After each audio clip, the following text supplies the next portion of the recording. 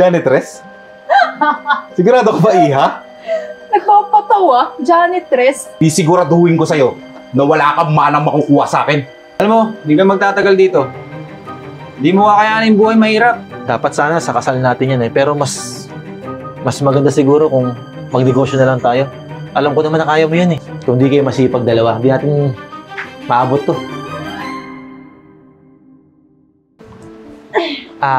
Tay. Yung kinukwento ko sa inyo. Magandang hapon po. Gandang hapon naman, Iha.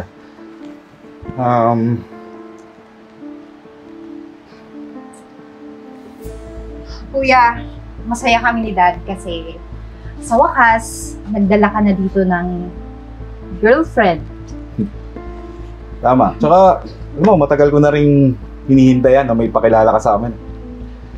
Maiba ako. Iha, saan ka pala nagtatrabaho? Janitress po ako. Pero para magkaroon ako ng extra income, binibentahan ko rin po ng ulam yung mga nagtatrabaho dun sa opisina. Janitress? Sigurado ka ba, Iha?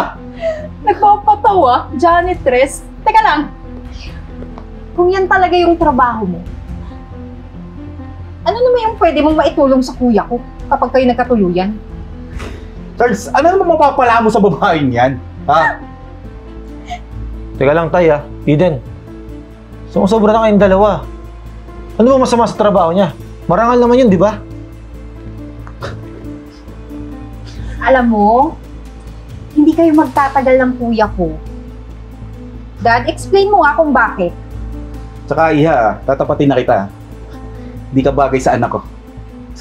Yung gusto ko para sa anak ko, yung kagaya namin. Yung mayaman, yung may sinabi sa buhay. Pasensya na po kayo. Ano na ba? Teka lang.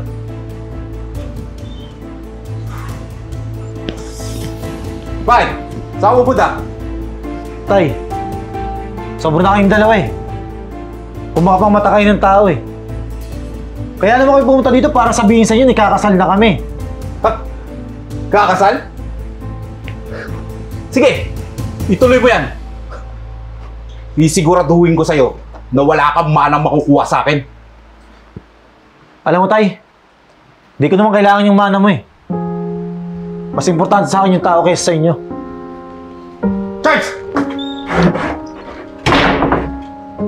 Hiyaan nyo na yun, Dad. Tingnan natin kung sino maghirap.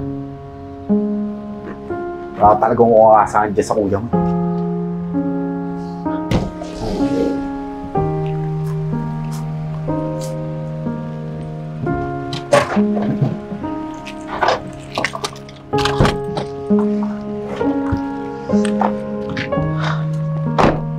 Pare Charles, talaga bang bibenta mo na yung sasakyan mo?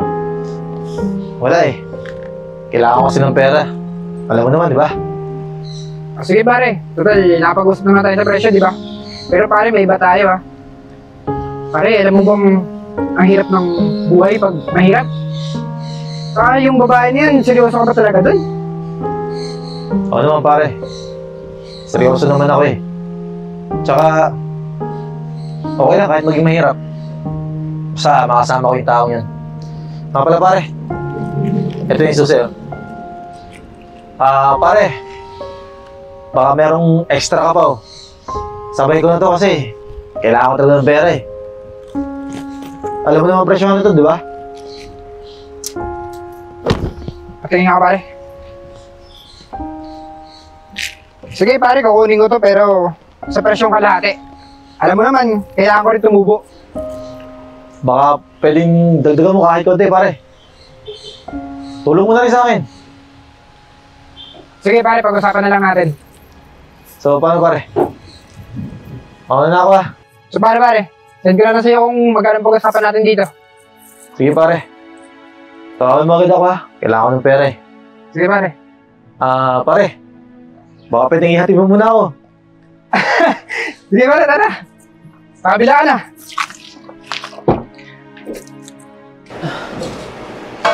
So, sigurado ka ba na okay lang na dito muna kami makatira ni Charles?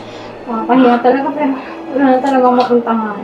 Ano ka ba naman ate? Para saan pang maging magkabatid tayo, no? Kaya lang, kung ganun problema ko, baka hindi ka kampante, kasi siksikan tayo dito. Kasi alam mo naman, di ba, may kasama ko dito, yung jowa kong si Brian. Ayos lang ba sa'yo yun? Ano ka ba? Okay lang naman. Tsaka tanggap ko naman ang bakla ka. Kaya lang okay lang ba dun sa jowa mo? Ay, nako. Walang problema yun, sis, kasi mabait naman kahit papaano. Kaya alam ko maiintindihan yung sitwasyon natin. O siya, sige. Ganito, ipapagluluto muna kita ng favorite mo na arroz caldo. Sige ha, wait ka lang dun sa sala. Sabihin mo na lang. na kita. Ay, no need na. I can manage yun, Ceci. Sige, pahinga ka muna.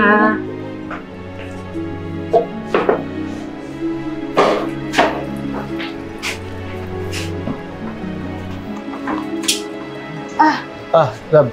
Love, papasok na ako sa trabaho. Sigurado ka, okay ka lang dito? Oo. Tatapusin ko lang to tapos pupuntahan ko rin yung pag-applyan ko. Sige na. Okay. Mag-ingat ka ha.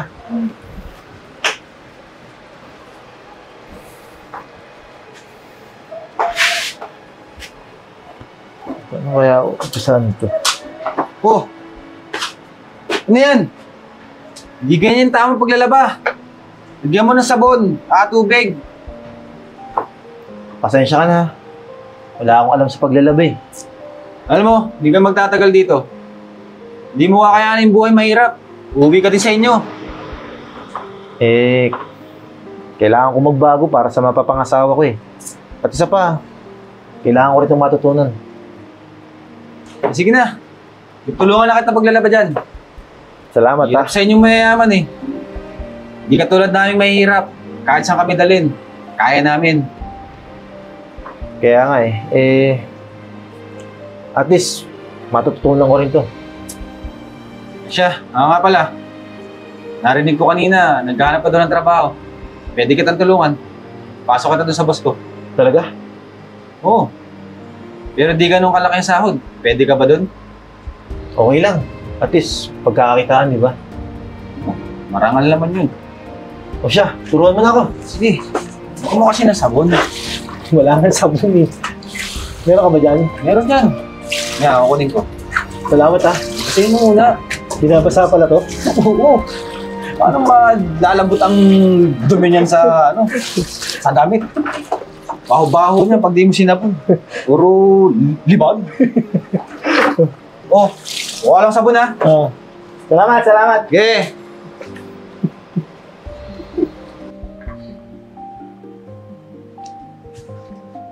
Love, kamusta pala yung trabaho mo? Pagod. Tsaka alam naman, di ba dahil sa posisyon ko, minamata-mata lang ako dun sa opisina. Love, tumigil ka na lang kaya sa pagtatrabaho mo. Kesa naman, light-lighting ka lang doon. Nakikita lang tayo dito ngayon, Mar eh. Kung di ako magtatrabaho, paano to? Maliit lang din yung sinasahod mo. Love, yung mga sinasahod ko kasi tsaka sinahod mo, naipon ko naman yun eh. Tsaka, kinatira sa pinagbenta ng sasakyan ko. Nasa 200,000 na to eh. Taga, naipon mo? Ba't hindi mo sinabi sa akin? Dapat sana sa kasal natin yan eh. Pero mas maganda siguro kung magnegosyo na lang tayo. Alam ko naman na kaya mo yan eh. Tsaka, magtutulungan tayo. May knowledge rin naman ako eh. Hindi lang ba kasi kahit mahirap lang ako, hindi mo kasi natutunan. Oo ba? Hindi man importante yun eh. Kung anong estado mo sa buhay. Tsaka, masaya rin ako. Kasi marami ako natutunan. Ang sarap palang maging mahirap, no? Alam mo, love, mas masarap pala yung pakaramdam na yung perang ginagastos mo eh, pinaghirapan mo. Natutunan ko yun dahil sa'yo. Sis. Charles. Narinig ko kasi yung pinag-usapan mo tungkol sa gagawin ng negosyo. Business ba? Nakitaan ko kasi na sobrang sipag yung mag-asawa. Kaya gusto ko sanang Alam niyo yun, makipag-business partner sa inyo, magdadagdag ako ng additional 50K. Sigurado ka dyan? Oo naman ate, alam ko kasi na magbo-boom yan kasi masipag kayo, tapos masipag din naman ako. Kaya, yung plano ko sana kung okay lang sa inyo. Ano ka ba? Siyempre naman. So, tutuloy na natin to. Magnenegosyo tayong tatlo. Ay, goods yan. Marimar, salamat ng marami sa iyo ah. Ay naku, walang anuman yun. Kasi para sa inyong dalawa, welcome na welcome kayo. Kung hindi dahil sa'yo, baka hindi kami nakaipon. Kaya nga eh. O siya, sige. Pagluluto ko muna kayo ng, ano ba tawag, champurado? Di na. Ako na. Pupunta ako si Brian para magpasalamat din. Kasi marami akong natutunan kay Brian eh. Siya, sige. Alam mo ba, marunong ako maglaba. O siya, sige na. Hindi alam mo yung si Brian, ha? Ay, alam mo ate, siya yung nakakuha ng ano ko. Pero actually nga, nagpaplano na nga rin kami, alam mo, magka-baby. Kasi pangarap na pangarap ko yun. Alam naman, bata Alam mo, pa tayo, kapatid di ba? kita, pero ilusyonada ka talaga. Paano ko magkakababy? Wala ka mag-stress. Ay, hindi. Nagkabit na ako kahapon. Ano ko, Ceci? Wala. Sis, siya, sige sis, magpunta na muna ako sa CR kasi kanina pa ako natatai. Kasi, excuse lang viewers, natatai. Nasabi ko, ano pala, naihi. Wala ka bang meeting ngayon? Wala eh. Mabuti pa lumabas tayo. Sama natin si Marimar. Sige, saan tayo sa labas na? Oh, Sis! Kuya Charles! Good news! May bago tayong good news! Ano nga? Kumikita na tayo ng 4 million monthly! Kaya pwede na tayong mag-expand ng another business! Alam mo, alam na namin yan. Kaya nga nag-iisip kami kung saan tayo mag-celebrate. Ay, naku, congrats sa ating tatlo! alam nyo, kung di kayo masipag dalawa, hindi natin maabot to. Ano ka ba naman, kuya? Bakit kami dalawa lang? Siyempre, tayong tatlo, lalong-lalo na kayong dalawa mag-asawa kasi napaka-perfect niya. Kasi di ba, kahit kayo ng kahit until now. O, di ba, kita na natin yung result. We are now successful! So paano, Marimar? Labas na tayo. Kuya, sis, ngayon kasi nag-aantay dun sa labas. Kasi alam niyo na gusto magpa-interview sa inyo kasi nag-a-apply as janitors at office boy. Sige na. Kailangan tayo. Tatawagin ko na ha. Tawagin mo. Dito po, tuloy. Teka lang. Anong nangyari sa inyo? Naloko kasi ako ng mga kasosyo ko sa negosyo eh. Nabaon kami sa utang. Kaya ito, nabenta na namin lahat ng ari-arian natin. Pati yung bahay na actually nangungupahan na nga lang kami ngayon eh. Kaya kailangan namin ng trabaho. Baka naman pwedeng makapasok kami sa inyo. Kaya nga kuya, kasi yung utang namin ni tatay, hindi pa namin lahat nababayaran eh. Alam niyo siguro, kung naging mabuti kayong tao, tinulungan ko kayo eh. Pero siguro naman alam niyo yung ginawa niyo sa asawa ko. Di ba? Hindi namin ito mararating kung di dahil sa kanya. Ma'am, sorry po dun sa nagawa namin ni Daddy ha, na nilait ka namin. Tsaka matagal na namin pinagsisihan yung ginawa namin sa inyo eh. Baka pwede patawarin niyo na kami. Alam niyo, ayoko na kayong makakausap eh. Tinakwim niyo ako, di ba? Kaya pwede ba? Umalis na kayo. Hindi. Sandali lang. Kahit naman na mangyari, pamilya mo sila eh. Pamilya na rin tayo. Kaya, pamilya ko na rin kayo. Pinapatawad ko na kayo. Salamat po. At tatanggapin ko kayo dito sa trabaho. Pagsisikapin po namin na pagbutihan po yung trabaho na ibibigay niyo sa amin. Huwag ka naman po. Ate na lang. Sige po, ate. Tay, Eden, please lang. Sana may natutunan na kayo sa nangyari sa inyo.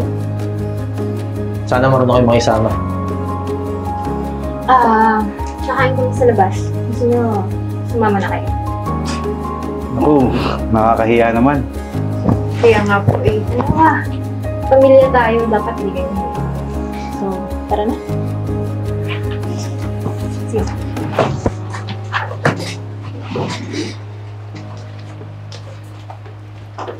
Hey, ma'am! Ano, ganun na lang, kadali-dali? Papatawarin mo agad si Eden?